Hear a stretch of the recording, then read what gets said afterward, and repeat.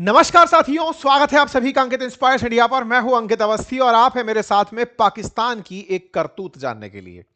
पाकिस्तान ने हाल ही में एक आर्मी चीफ को मरवा दिया है। ऐसा मैं बयान क्यों दे रहा हूं, इसके लिए आज आपको यह विस्तार से सेशन सुनना चाहिए। आर्मी चीफ हैं लीबिया के। आर्मी चीफ लीबिया के पाकिस्तान ने मरवा दिए, और तब जब उसने लीबिया के साथ ही $4 बिलियन का पैक्ट साइन किया हो, डिफेंस पैक्ट साइन किया हो। पाकिस्तान हथियार निर्यात करेगा लीबिया को। यह खबर सुनने के बाद अगर आप यह भी सुन लें कि उसी देश के आर्मी चीफ को मरवाने का आरोप भी पाकिस्तान पर लग गया हो, तो यह निश्चित ही एक बड़ी कॉन्स्पिरेसी थ्योरी प्रतीत होती है। समझ से परे निकलती है लीबिया के आर्मी चीफ की किलिंग होना, और वो किलिंग भी तुर्की में होना। एक साथ इतनी सारी चीजें, लीबिया, पाकिस्तान, तुर्की। अब ये तुर्की कहां से आ गया? और जिसके साथ डिफेंस डील कर रहे हो उसी के आर्मी चीफ को मरवा दे रहे हो। यह आरोप लग रहा है आसिम मुनीर के ऊपर। आसिम मुनीर जो पाकिस्तान के आर्मी चीफ और कमांडर इन चीफ बनकर बैठे हुए हैं, फील्ड मार्शल बनकर बैठे हुए हैं। हेडलाइन सुनिए। पाकिस्तान ने $4 बिलियन की हाल ही में लीबिया के साथ ट्रेड डील की है, वेपन बेचने के लिए, कि वो लीबियन फोर्सेस को $4 बिलियन में वेपन बेचेगा। दिमाग में एक साथ बड़ा सवाल यह कि पाकिस्तान एक्सपोर्ट करने निकल पड़ा है, और वो भी वेपन। कौन से वाले वेपन पाकिस्तान के पास आ गए? वही वेपन जो वो चाइना से खरीदता है। चाइनीज माल को पाकिस्तानी मोहर लगाकर लीबिया को बेचने जा रहा है। तो क्या चाइना वाले नहीं बेच सकते थे? क्या नहीं नहीं नहीं नहीं। लीबिया और पाकिस्तान की एक अजब दोस्ती है। इतनी अजब दोस्ती है कि पाकिस्तान के परमाणु कार्यक्रम को शुरुआत में फाइनेंस देने वाला देश लीबिया था। लीबिया, उसकी कहानी भी आज के सेशन में बताऊंगा जरूर, क्योंकि जब तक आज के सेशन में लीबिया स्थापित नहीं होगा, जनरल गद्दाफी स्थापित नहीं होंगे, तानाशाह गद्दाफी स्थापित नहीं होंगे, तब तक पाकिस्तान के अंदर तानाशाहों को कैसे समझ पाएंगे? ये तानाशाहों की अजीब केमिस्ट्री आज के सेशन में पहले डिस्कस होगी, फिर आज की कहानी विस्तार से खुलेगी, क्योंकि टाइटल फिलहाल कॉन्स्पिरेसी का है। कॉन्स्पिरेसी इस बात की कि लीबिया के आर्मी चीफ मोहम्मद अल हदाद एक प्लेन क्रैश में मर जाते हैं। तुरंत उसके बाद जब पाकिस्तान एक ट्रेड डील करता है, एक डिफेंस डील करता है लीबिया में रिबेल खलीफा हफ्तार के साथ। कुछ चमका। कहानी में ट्विस्ट है। ट्विस्ट यह है, लीबिया के आर्मी चीफ मरते हैं, लेकिन पाकिस्तान ने जो डील की है वो रिबेल खलीफा हफ्तार से की है। रिबेल नाम नहीं है, विद्रोही है। मतलब लीबिया के अंदर सरकार के विरोध में एक आदमी बैठा है, और उसका नाम है खलीफा हफ्तार। खलीफा हफ्तार को पाकिस्तान $4 बिलियन के वेपन बेचेगा, और $4 बिलियन के वेपन जिसे बेच रहा है उसके विरोधी को तुर्की में मरवा देता है। गजब। चलिए डिस्कस करते हैं। तस्वीरें देख लीजिए पहले एक एग्रीमेंट की, और इस एग्रीमेंट के बाद पहले कहानी समझते हैं। थोड़ा कहानी में लीबिया को स्थापित करते हैं, क्योंकि आजकल आप चर्चा में सुनते हैं चाइना, रशिया, अमेरिका, यूक्रेन, आजकल चर्चा में बांग्लादेश भी है। तो लीबिया की कहानी इसलिए पता हो क्योंकि जब जियोपॉलिटिक्स सुन रहे हो, और हां, अगर भारत से स्थापित ना हो जाए तो सेशन छोड़ जाइएगा। चलिए, तो सबसे पहले लीबिया समझते हैं। देखिए साहब, ये रहा मेडिटेरेनियन सी, भूमध्य सागर, जिसके पूर्व में इजराइल देखते हैं, जिसके पश्चिम की तरफ आप अटलांटिक सी देखते हैं। ये जो मेडिटेरेनियन सी है, ये दुनिया के लिए हमेशा बहुत मायने रखा है। क्यों? क्योंकि इसके उत्तर की तरफ पूरा यूरोप बसा है, और यूरोप को एशिया आना था स्वेज कैनाल के थ्रू, तो अफ्रीका के किनारे बसे हुए ये जो देश हैं, ये बहुत मायने रखते हैं। फिलहाल के लिए लीबिया के बारे में और थोड़ा जान लीजिए। लीबिया में आबादी लगभग 73 लाख की है। बोले मैं क्यों जानूं? इसलिए जान लीजिए क्योंकि यहां पर दुनिया का 3% तेल पाया जाता है। बोले ये भी मेरे लिए किस काम की बात है? इस काम की है कि दुनिया के अंदर टॉप 10 अगर तेल निर्माता, तेल के भंडारण वाले देश हैं, उनमें से लीबिया एक है। अफ्रीका का उत्तर में बसा हुआ एक देश है, और इस देश के अंदर तेल ही इनकी आमदनी का सबसे बड़ा सोर्स है। यानी कि इनकी जीडीपी 90% से अधिक जिस चीज पर निर्भर करती है वो तेल पर निर्भर करती है। ठीक है, तेल के लिए 73.8 लाख की आबादी और लगभग 46 बिलियन की इनकी जीडीपी। ये आपको दो फैक्ट तात्कालिक रूप से पता रहे तो ठीक है। पूरी तरह से सहारा डेजर्ट में बसा हुआ देश है, लेकिन मेडिटेरेनियन सी के नजदीक होने के कारण सी कोस्ट में और सहारा के डेजर्ट में इनके पास तेल निकलता है। लीबिया यहां पर टॉप 10 जो तेल के भंडार रिजर्व हैं उनमें से सबसे प्रमुख देशों में से एक है। जहां वेनेजुएला नंबर 1 पर है तो लीबिया आपको नंबर 10 पर दिखाई पड़ता है। जीडीपी के हिसाब से अगर हम बात करें तो आज ये प्रतिदिन 1.245 मिलियन बैरल तेल निकाल रहा है। दुनिया का तेल भंडार होने के साथ साथ तेल पहले ही खूब बढ़िया निकालता था, आजकल खरीदार थोड़े कम मिल रहे हैं, लेकिन हाँ, आज भी 2021 के अंदर जो इनका सरकारी राजस्व है उसका 98% इनके तेल निकालने से ही आता है। तेल बेच करके ये राजस्व कमाते हैं। खैर, बहुत से देश हैं तेल पैदा करने वाले, निकालने वाले। ऐसे में लीबिया तेल से ज्यादा चर्चित रहा यहां के तानाशाह के चलते। हालांकि तानाशाहों पर मैं एक पूरी सीरीज करना चाहता हूं और उसके लिए मैं सोचता भी हूं कई बार, लेकिन हां, आज चर्चा में है तो इस व्यक्ति पर थोड़ा सा समय दे ही दिया जाए। नाम है जनरल गद्दाफी। जनरल क्योंकि सेना के थे। गद्दाफी यहां पर बैठे एक राजा को हटा कर आए थे। एक ऐसा विद्रोह हुआ जिसमें कोई नहीं मरा। जनरल साहब सत्ता में आते हैं और सोशलिस्ट पॉलिसी ले आते हैं। सोशलिस्ट पॉलिसी ऐसी कि सबका हम भला चाहते हैं, सबका भला चाहने के लिए शिक्षा फ्री कर दो, चिकित्सा फ्री कर दो, सबका पढ़ना मैंडेटरी कर दो, बढ़िया बढ़िया बातें करते हुए एक सैन्य अधिकारी 1969 के अंदर लीबिया के अंदर सेना से निकलकर सेना अध्यक्ष के पद तक पहुंच करके और देश पर शासन करने के लिए चले आते हैं। लेकिन धीरे धीरे सनकी होते चले जाते हैं। डर लगने लगता है कि कोई जनता इनको यहां से पद से ना हटा दे। सनक की कहानियां इतनी कि इन्हें आज अगर सनकियों के अंदर जाना जाए तो उनमें से सबसे बड़े सनकियों में से एक है। किस्से कहानियां बहुत हैं, जब सीरीज करेंगे कभी तानाशाहों पर तो इनकी चर्चा होगी। फिलहाल के लिए सन की किस्सों में आप ऐसे समझ लीजिए कि ये एक बार में जब घर से बाहर निकलते थे तो गाड़ियां 2 दिशाओं में दौड़ाई जाती थी ताकि कंफ्यूजन ये रहे कि भाई साहब कौन सी गाड़ी में बैठे हैं। हवाई जहाज एक साथ 2 उड़ा करते थे और उड़े हुए एक हवाई जहाज में से कोई एक हवाई जहाज 2 घंटे बाद वापस लौट कर आता था। फिर गद्दाफी उसमें चढ़ते थे। आप पूछेंगे अजीब आदमी हो यार, हवा में उड़ाकर 2 घंटे बाद नीचे कौन लाता है? बोले कहीं किसी ने बम तो नहीं लगा दिया है। इस तरीके से टेस्टिंग हो गई और उसके बाद में फिर ये जाकर उसमें बैठते थे। और तो और पड़ोसी मुल्कों को भी ये बताकर रखते थे कि मैं कार से आ रहा हूं। जैसे पड़ोस में इनके ट्यूनीशिया है, वहां एक बार सरकार इनका इंतजार कर रही थी, साहब ये गेस्ट बनकर वहां जा रहे थे, बता दिया कि हम कार से आ रहे हैं, कार से आ रहे हैं। सारा सरकारी अमला इंतजार कर रहा है कि साहब कार से आएंगे। लेकिन कुछ ही देर बाद में उनके हवाई क्षेत्र में एक जरूरी मैसेज आता है कि एक अति महत्वपूर्ण व्यक्ति ट्यूनीशिया में उतरना चाहता है। ट्यूनीशिया वाले समझ नहीं पाते कौन आ रहा है, तब भी नहीं बताया जाता कि गद्दाफी आ रहे हैं। बोले एक अति महत्वपूर्ण व्यक्ति हैं, उतरने की इजाजत चाहते हैं। तो कुछ इस तरह से अपनी मौत के डर के चलते ये जाने गए। हालांकि बाद में लोगों ने ही इन्हें मार दिया। 2011 में ये मरे। 42 साल तक सत्ता में रहे। 42 ईयर तक सत्ता में रहने वाले गद्दाफी पर बहुत सारी चर्चाएं हैं जो की जा सकती हैं। उनमें से इनके बारे में वो चर्चा कि एक बार यात्रियों से भरा 250 लोगों का जहाज इन्होंने हवा में ही उड़वा दिया था, बम लगवा दिया था, अपने विरोधी उसमें जा रहे थे उसको फटवा दिया था।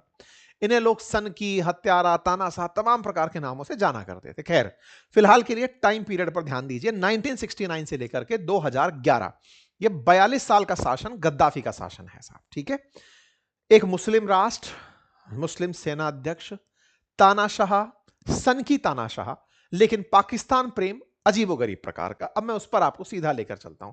हालांकि मैंने गद्दाफी पर काफी सारे कंटेंट को यहां पर साझा किया, आप उसे हमारी वेबसाइट पर पढ़ सकते हैं, हम टेलीग्राम पर भी डाल देंगे। लेकिन फिलहाल के लिए चूंकि लीबिया स्थापित करना था तो लीबिया गद्दाफी के बिना अधूरा था, इसलिए मैंने पहले आपको वो बताया।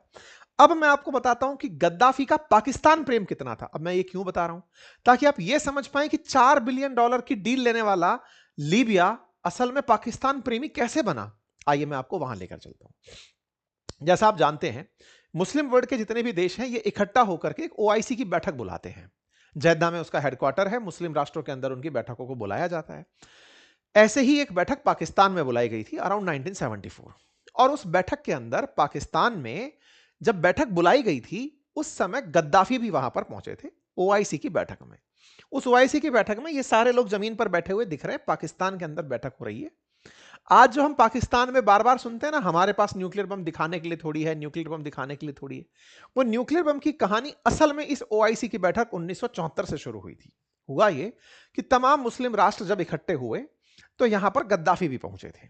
और जब गद्दाफी यहां पर पहुंचे तो उन्होंने लाहौर में आयोजित इस बैठक में एक दूरदर्शी भाषण दे दिया। और वो भाषण ये था कि पाकिस्तान को अपना परमाणु तकनीक विकसित करना चाहिए और पाकिस्तान अमेरिका द्वारा विकसित करना चाहिए, और पाकिस्तान इस्लाम का एक किला है इसलिए इसे परमाणु शक्ति बन जाना चाहिए। मतलब इन्होंने पाकिस्तान के अंदर परमाणु शक्ति के प्रति एक विश्वास जता दिया कि आप ही हैं हमारे मुस्लिम राष्ट्रों में से जिसे परमाणु शक्ति संपन्न होना चाहिए। इस बात से पाकिस्तान के अंदर बैठे उस समय के जो शासन में बैठे थे जुल्फिकार अली भुट्टो, वो इतने खुश हुए कि यार कितना भला आदमी है जो हमारे बारे में ना केवल सोचता है बल्कि यह भी बोल जाता है कि पैसा चाहिए हो तो बता देना, बहुत पैसा है, तेल से पैसा कमाते हैं।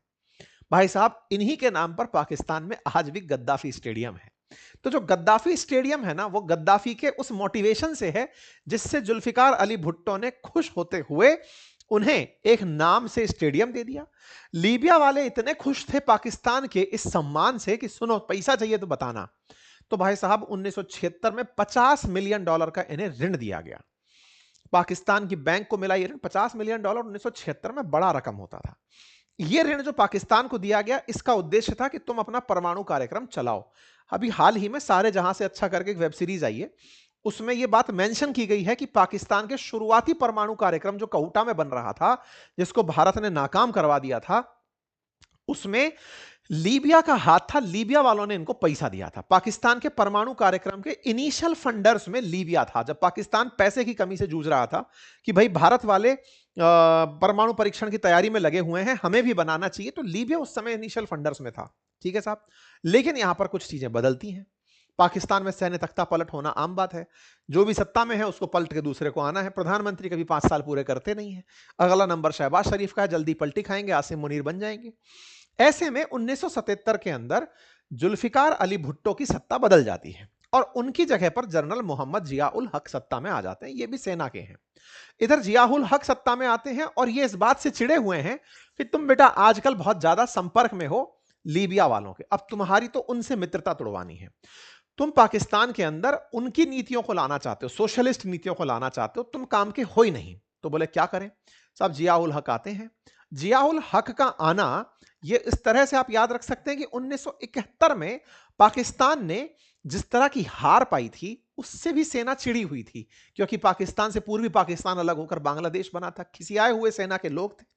सत्ता में आते हैं, जुल्फिकार अली भुट्टो पर फूट पड़ते हैं और उनको फांसी पर लटका देते हैं। 1979 में जुल्फिकार अली भुट्टो को फांसी पर, अभी जुल्फिकार अली भुट्टो कौन है? बेनजीर भुट्टो का बाप, ठीक है ना। वर्तमान में जो पाकिस्तान का राष्ट्रपति है वो बेनजीर भुट्टो का पति है, आसिफ अली जरदारी, ठीक है ना। चीजों को रिलेट करते जाइएगा। जरदारी अभी सत्ता में है, जरदारी सत्ता में है, भुट्टो का बाप है, भुट्टो का पति, और भुट्टो के बाप को पाकिस्तानियों ने फांसी पर लटका दिया था। क्यों? बोले लीबिया से तुम्हारे संबंध क्यों हैं, और दूसरा तुम लोग पाकिस्तान को बेचना चाहते हो, गिरवी रखवाना चाहते हो। ये सारी बातें उस समय के सेना वालों का मानना था। खैर जो भी है, 1979 में बहुत से कारण थे सेना के, लेकिन लीबिया से संबंध रखना भी उनके पीछे पनिशमेंट का एक कारण बना था।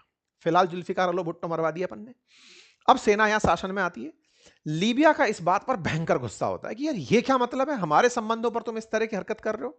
इस बीच में लीबिया की तरफ से, क्योंकि गद्दाफी अभी भी बने हुए हैं, वो 69 में बैठे हैं और 11 तक रहने वाले हैं, इसको इस तरह से समझिएगा। इस बीच में वो इनके बच्चों को लीबिया बुलवा लेते हैं कि इन्हें यहां भेज दो और हम अपने पास रख लेंगे। खैर कोई बात नहीं। इस बीच में बच्चों को बुलाने के साथ साथ वो एक तरीका और चलते हैं गद्दाफी कि पाकिस्तान में अपना एक संगठन बनवाते हैं खुफिया तरीके से, ताकि चरमपंथ को बढ़ावा दिया जाए। हालांकि इनकी आईएसआई उसको पकड़ लेती है तो वो सक्सेसफुल नहीं हो पाता। खैर इस बीच में पाकिस्तान के अंदर सत्ताएं बदलती रहती हैं। लीबिया ने पाकिस्तान के परमाणु कार्यक्रम के लिए जो भी पैसा दिया था वो वापसी में मांगा जाना तय था। बोले साहब पैसा दो, जो भी है हमको वापस लौटाओ। इन लोगों के बीच संबंध बिगड़ने लगते हैं। इस बीच में लीबिया भारत के संपर्क में आता है। लीबिया कहता है कि साहब आप मुझे परमाणु हथियार दे दो भारत के पास, क्योंकि भारत उस समय स्माइलिंग बुद्धा कर चुका था। स्माइलिंग बुद्धा के बाद लीबिया को लगा कि भारत तेज आगे जा रहा है, इसके साथ परमाणु शक्ति के लिए समझौता कर लेते हैं। लीबिया पाकिस्तान के खिलाफ खड़ा हो जाता है। खैर समय बदलता है, शरीफ की सरकार आती है, नवाज शरीफ की। 1990 में जब नवाज शरीफ सत्ता में आते हैं, लीबिया की वो यात्रा पर जाते हैं पुराने इतिहास को दोहराते हुए, जुल्फिकार अली भुट्टो वाले, कि साहब पिछले 10 साल में तो बहुत सी चीजें बदल गई, सेना का शासन आता है, थोड़े एक्सट्रीमिस्ट होते हैं, आप भी सेना से हैं, हम वापस आते हैं। नवाज शरीफ पहुंचते हैं। नवाज शरीफ जब यहां पर पहुंचते हैं, उस बीच में एक बड़ा खेल हो जाता है। नवाज शरीफ यहां जाते हैं कि किसी तरीके से जाकर के उनसे थोड़ा लाभ ले लिया जाए, क्योंकि गद्दाफी के पास तेल का बहुत पैसा है। अब गद्दाफी के पास बहुत पैसा है तो उस पैसे को लेने का तरीका क्या बनाया जाए। तो पैसे के लिए गद्दाफी बड़ा स्मार्ट हो चुका था, 10 साल से पाकिस्तानियों को देख रहा था। गद्दाफी जब 10 साल से पाकिस्तानियों को देख रहा था, वो इनसे कहता है कि सुनो, तुम अपना जो परमाणु बम है ना, वो मुझे बेच दो। गद्दाफी ये मानकर चल रहा था कि पाकिस्तान अपने परमाणु कार्यक्रम को पूरा कर चुका है और ये परमाणु बम मुझे बेच दे तो मैं फिर हमेशा के लिए अमर हो जाऊं, क्योंकि साइकी आदमी था, डर था कि कोई मरवा देगा। ऐसे में परमाणु बम सीधा सीधा मांग लेता है। नवाज शरीफ कह देते हैं कि नहीं साहब, मैं आपको परमाणु बम तो नहीं दे सकता। हालांकि इनके यहां पर उन दिनों प्रयोग चल रहे थे, 98-99 तक यह सब सिद्ध हुआ, लेकिन हां, परमाणु बम देने से मना कर देते हैं। पाकिस्तान के प्रतिनिधि मंडल को जब यह बात पता चलती है कि नवाज शरीफ ने इनकार कर दिया है, तो भाई साहब एक और घटना उस समय होती है। गद्दाफी सबके सामने ही नवाज शरीफ को भ्रष्ट राजनेता कह देते हैं।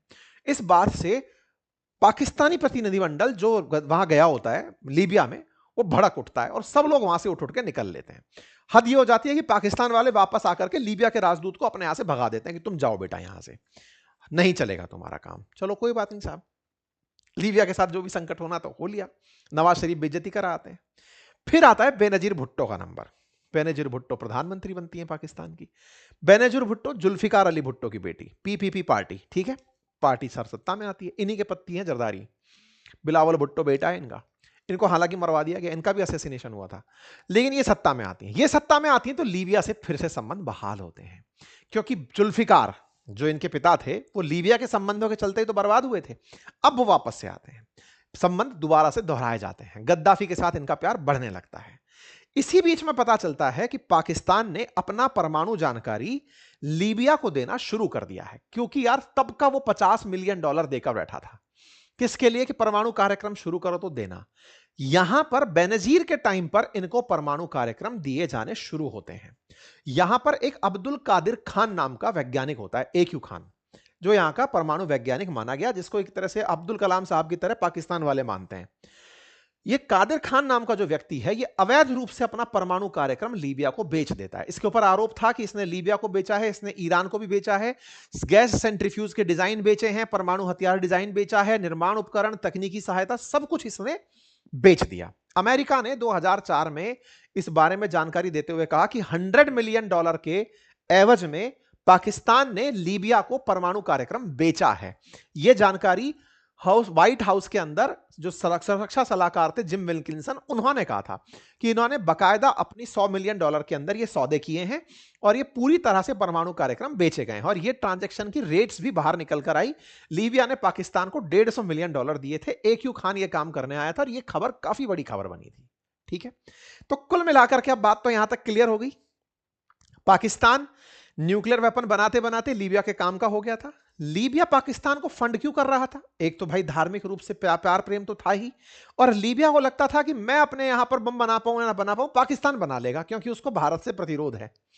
ऐसे में एक दूसरे की सहायता के भाव से दूसरे एक दूसरे के साथ जुड़ते चले गए। ठीक है साहब, ये सारी कहानी मैंने इतनी देर में आपको क्यों सुनाई? इसका मात्र एक कारण, और वो ये, ताकि आप ये समझ पाएं कि पाकिस्तान और लीबिया कितने प्यारे मित्र हैं।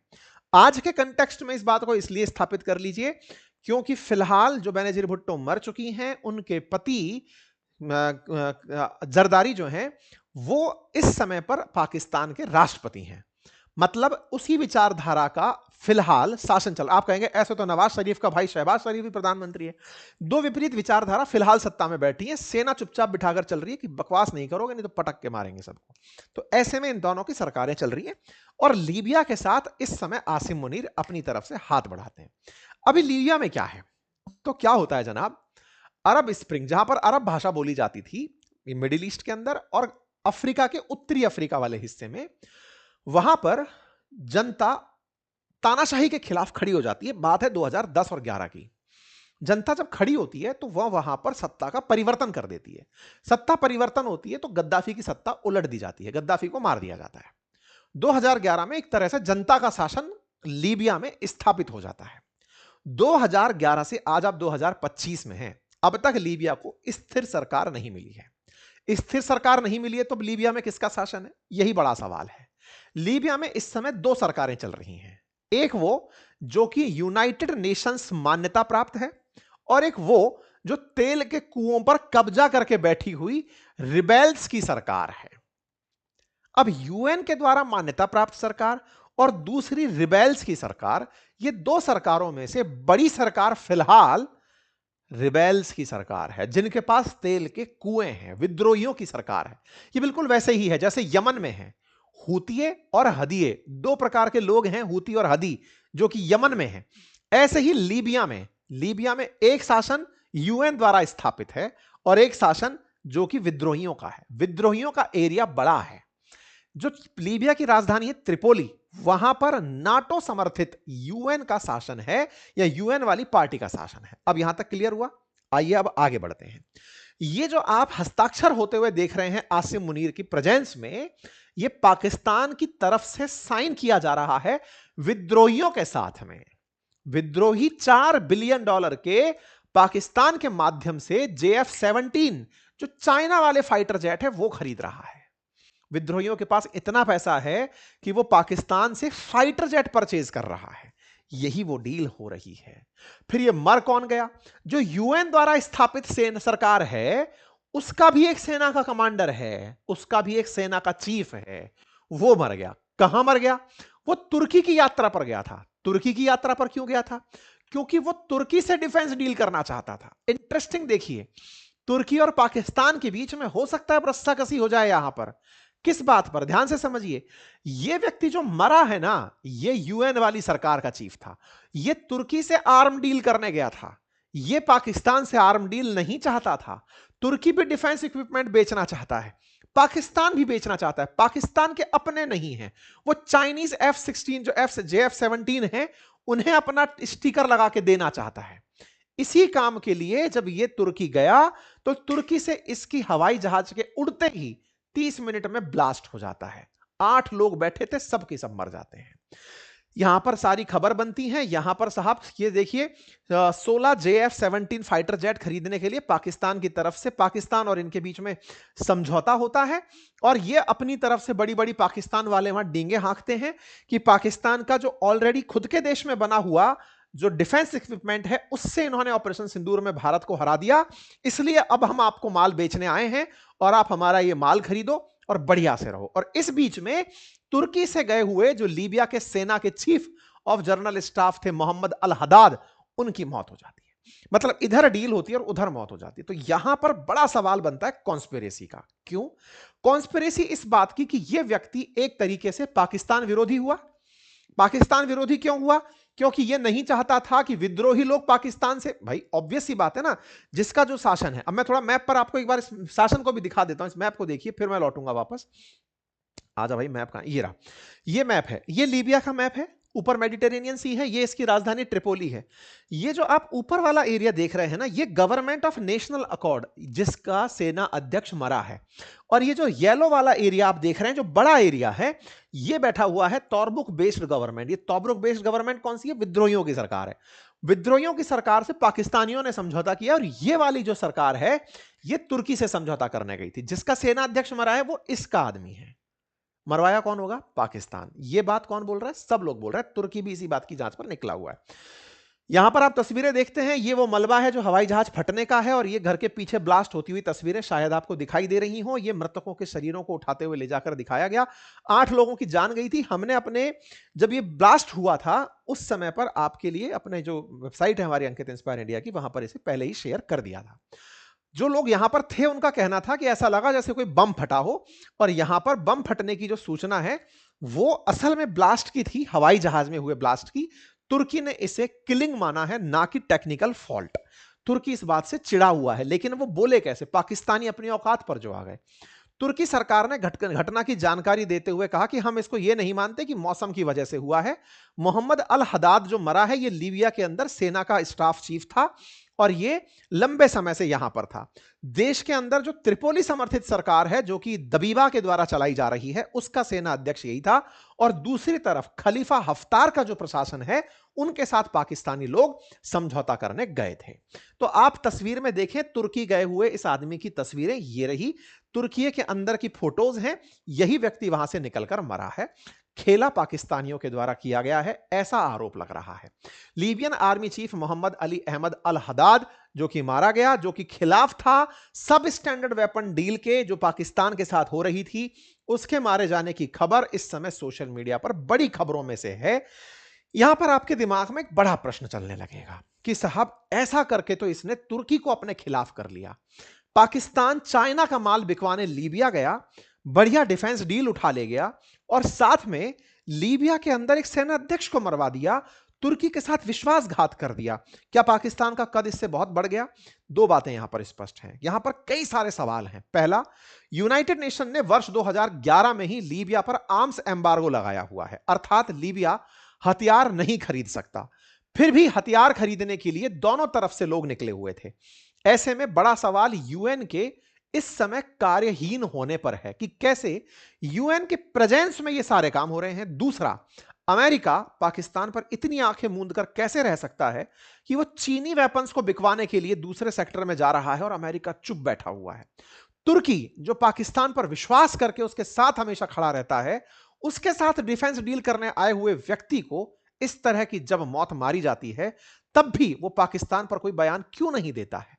ये तमाम सवाल हैं। चूंकि एक दो दिन पहले की घटना है, अब धीरे धीरे ये अनफोल्ड होंगे, रिश्तों में मजा मजा आने लगेगा। फिलहाल के लिए तो डील ही विवादों में है, बस यही सुर्खी चल रही है।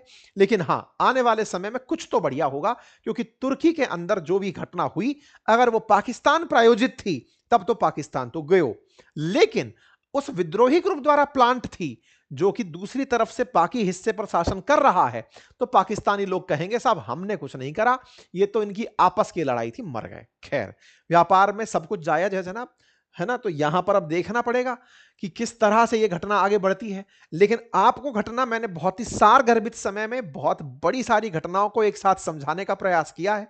जानकारी पसंद आई हो तो जरूर लाइक करिएगा, चैनल पर नए हैं तो सब्सक्राइब करिएगा। और हां, मैंने एक आपसे प्रॉमिस किया था कि मैं क्रिप्टो की लेक्चर सीरीज शुरू कर रहा हूं, बातें क्रिप्टो की करके, जिसमें आपको लगभग 12 लेक्चर्स ऐसे साझा करूंगा जिन्हें आप कंप्लीट देख करके लाइव ट्रेड तक पहुंच सकते हैं। पहला वीडियो आउट हो चुका है, उसका लिंक कमेंट बॉक्स में भी पिन है और वीडियो के आई कॉर्नर पर भी आपको दिखाई दे रहा है, आप उसे जाकर क्लिक कर सकते हैं। बातें बाजार की चैनल पर उसे डाला है, free of cost lecture series है, शून्य से लेकर के शिखर तक की यात्रा है, बिल्कुल लेमैन लैंग्वेज में मैंने आपको प्रॉपर तरीके से उसे सिखाने का प्रयास किया है। जरूर वहां जाकर बताइए कैसा आपको लगता है, मैं आपके इंतजार में बैठा हूं प्रतिक्रिया जानने के लिए। और हां, बातें बाजार की जो हमारा एप्लीकेशन है, उस पर शेयर मार्केट से रिलेटेड, म्यूचुअल फंड से रिलेटेड जो हमारे कोर्सेज हैं, पोर्टफोलियो मैनेजमेंट से रिलेटेड जो कोर्सेज हैं, उन पर फ्लैट 50% ऑफ इस समय चल रहा है ईयर एंड सेल के नाम पर। और अपनी पाठशाला एप्लीकेशन पर भी आरएएस से related, BPSC, UPPCS, one day examination से related, GS foundation, UPSC foundation, तमाम बैचेस पर 50% ऑफ है। आप जाकर उसका लाभ सुनिश्चित कर लीजिए। ये सीमित समय के लिए लाभ है, बहुत ही लंबे समय बाद ऐसा ऑफर आया है, आप इसको लाभ अवश्य लें। फिलहाल के लिए इतना ही, बहुत बहुत धन्यवाद।